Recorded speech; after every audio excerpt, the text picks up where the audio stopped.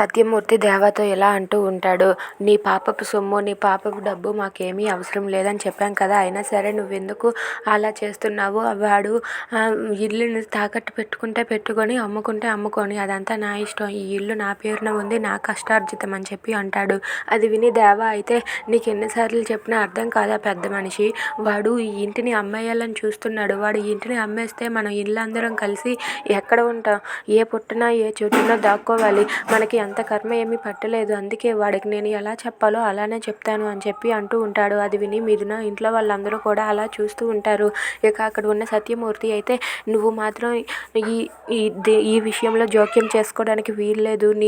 నీలాంటి రక్తపు సొమ్ము, పాపపు సొమ్ము నాకేమీ అవసరం లేదు అని చెప్పి సత్యమూర్తి అంటాడు. దాంతో దేవ అయితే, వాడు ఈ ఇల్లుని అమ్మేయాలనుకుంటున్నాడు. ఈ ఇల్లు అమ్మేస్తే చూస్తూ ఎవరు ఊరుకోరు.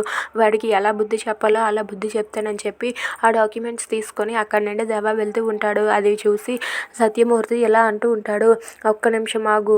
నువ్వు కానీ ఆ సేటుని బెదిరించినా ఏం చేసినా సరే, వాడికి ఏమైనా అన్నా సరే, నేను చచ్చినంత ఒట్టే. వాడిని నువ్వు ఏమీ అనకు అని చెప్పి అంటాడు.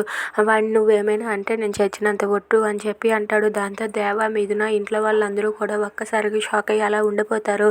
ఇక ఆ అప్పు నువ్వు తీర్చడానికి వీల్లేదు, నేను చేసిన అప్పు నేనే తీర్చుకుంటానని చెప్పి అక్కడ ఉన్న సత్యమూర్తి అయితే అంటాడు. అది విని మిథున వాళ్ళైతే ఒక్కసారిగా షాక్ అయ్యి అలా ఉండిపోతారు. Thanks for watching friends. Please subscribe.